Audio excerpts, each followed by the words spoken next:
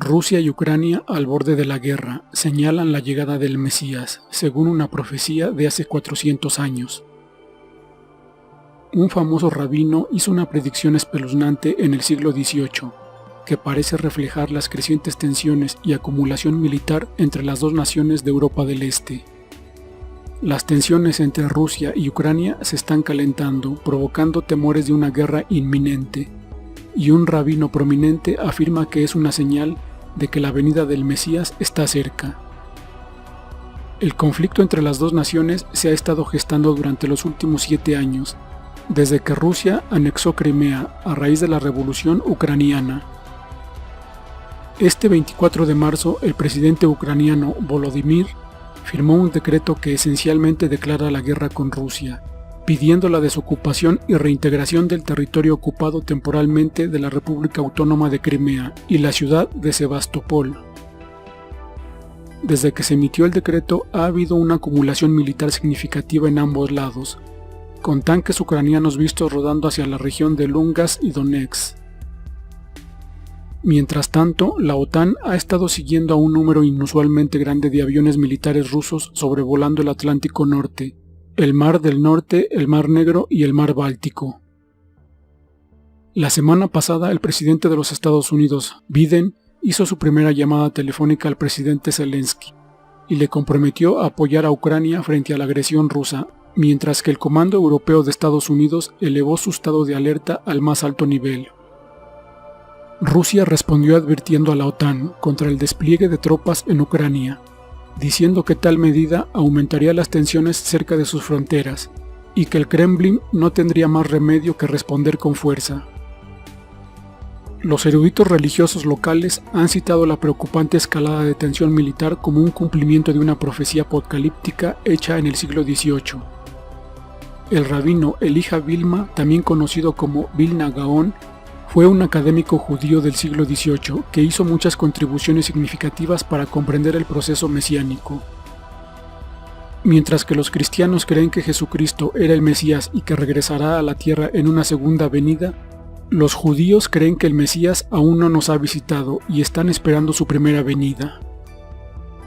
Vilma Gaon transmitió una profecía a su hijo que decía: «Cuando escuches que los rusos han capturado la ciudad de Crimea, debes saber que los tiempos del Mesías han comenzado, que sus pasos están siendo escuchados.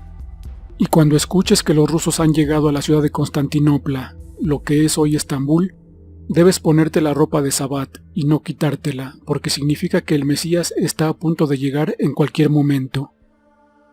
La profecía fue sacada a la luz hace unos años por el bisnieto Vilma Gaon.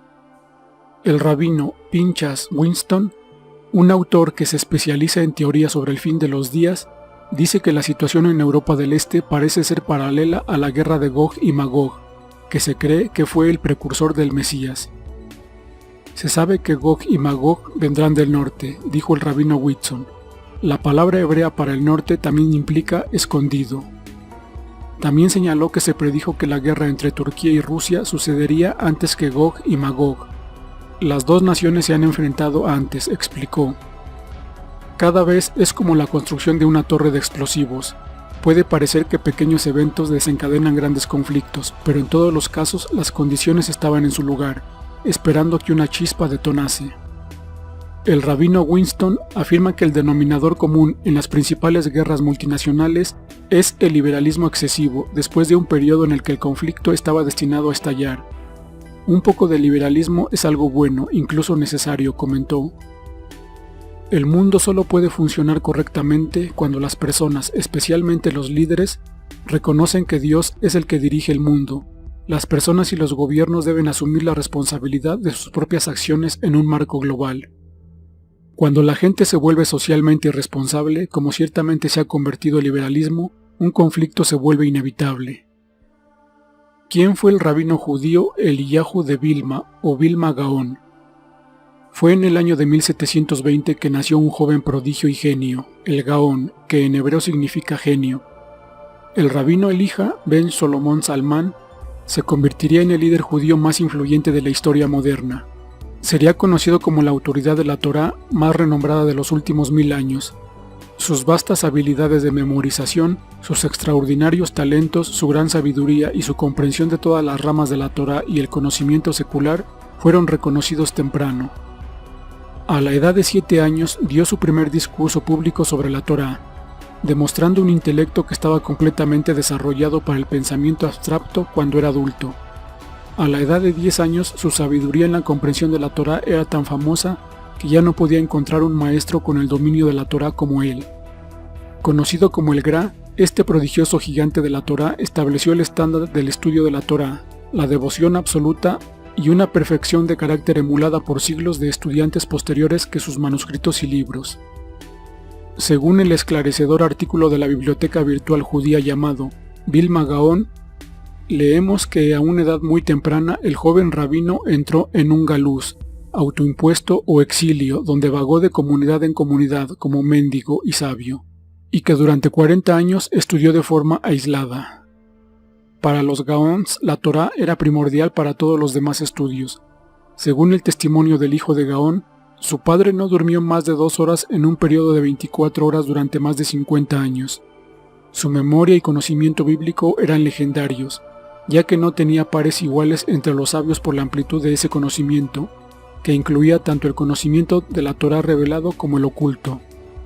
Sin embargo, también tenía conocimientos en ciencias seculares, incluida la autoría de libros sobre gramática y matemáticas. Su academia de estudios de la Torá fue la yeshiva principal del mundo durante más de 100 años y fue reconocida como modelo de todos los seminarios posteriores de estudios de la Torá. Después de 40 años de estudiar en aislamiento, finalmente se instaló en la ciudad de Vilna, viviendo una vida tranquila. Su fama como hombre justo y erudito de la Torá pronto se extendió por toda la tierra. A pesar de una vida de pobreza, donó el 20% de todos sus ingresos a la caridad, e incluso limitaría sus propias necesidades personales para poder casarse con una huérfana o redimir a una cautiva. Aunque en constante estudio, su oído también se mantuvo atento a las necesidades de la población local. Comenzó una yeshiva local, aceptando estudiantes de los renombrados eruditos de la Torá de esa época. Y a partir de los escritos de estos estudiantes, los eruditos de hoy pueden vislumbrar la rara amplitud del intelecto que defendía el Gra.